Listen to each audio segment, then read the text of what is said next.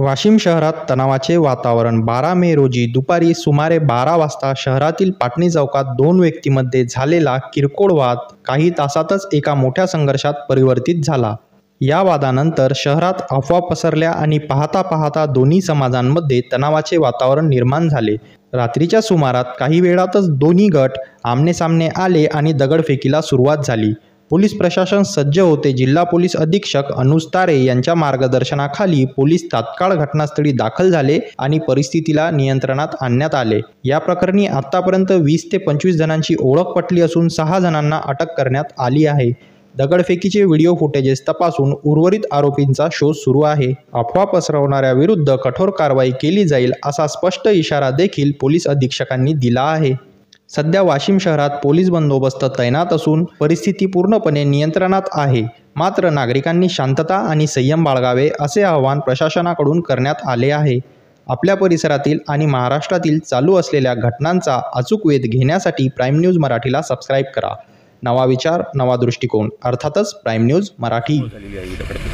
काल पाटणी चौक वाशिम येथे रात्री 9:30 पावणे 10च्या दरम्यान दोन युवक मोटरसायकलवर जात असताना तिथं फेरीवाला गाडा घेऊन जात होता. त्याला बाजूला गाडा घेण्याच्या वादावरून त्यांच्यामध्ये वादावादी झाली. त्यानंतर मोटरसायकलवरच्या दोन मुलांनी तिसऱ्याच व्यक्तीला मारहाण केली. तो व्यक्ती सध्या हॉस्पिटलमध्ये आहे आणि त्याला काही गंभीर जखम नाही आहे, परंतु सध्या त्याची परिस्थिती व्यवस्थित आहे. त्यानंतर याच्यातून अफवा पसरवून दोन विशिष्ट समाजातील लोक एकत्र आले आणि त्यांनी दगडफेक करण्याचा प्रयत्न केला, परंतु पोलिसांनी तात्काळ त्यात हस्तक्षेप करून परिस्थिती नियंत्रणात आणली आणि लोकांना पांगवण्यात आलं.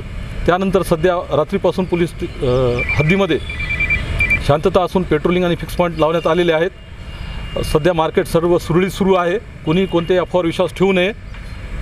धन्यवाद. अशी चर्चा आहे की एका जणाचा मृत्यू झालेला आहे म्हणून. अशी कोणतीही घटना घडलेली नाही. फक्त एकाच्या हातावर, डाव्या हातावर थोडीशी जखम झालेली आहे आणि तो सध्या सुखरूपासून आपल्या घरी आहे. या प्रकरणात आरोपी किती अटकेत आहेत आणि सध्या 6 आरोपी, एकूण 3 गुन्हे दाखल झाले असून 6 आरोपी अटकेत आहेत. इतर आरोपीचा आम्ही शोध घेत आहोत. सर, गाड्याची तोडफोड करण्यात आलेली मोठ्या प्रमाणात? नाही, असं काही प्रकार नाही. 2-3 गाड्या रस्त्यावर पळत असताना धक्का लागून पडलेल्या आहेत रात्री. त्याबद्दल आम्ही पूर्ण व्हिडिओ शूटिंग वगैरे केलेली आहे त्याबद्दल आणि सर्व पुरावे गोळा केलेले आहेत. काही युवकांकडून शहरामध्ये मोटरसायकल रॅलीसुद्धा करण्यात आलेली आहे आणि त्यामध्ये पाकिस्तान जिंदाबादचे नारे दिल्याची चर्चा आहे. नाही, असा काही प्रकार नाही आहे. कारण जी रॅली काढली ती रॅली वगैरे नाही, तर पोलीस स्टेशनला लोक आले होते. ते परत जात असताना लोक म्हणतात की रॅली काढली, परंतु असा काही प्रकार नाही आहे. पोलीस स्टेशनची गाडी सोबत होती त्यांच्या.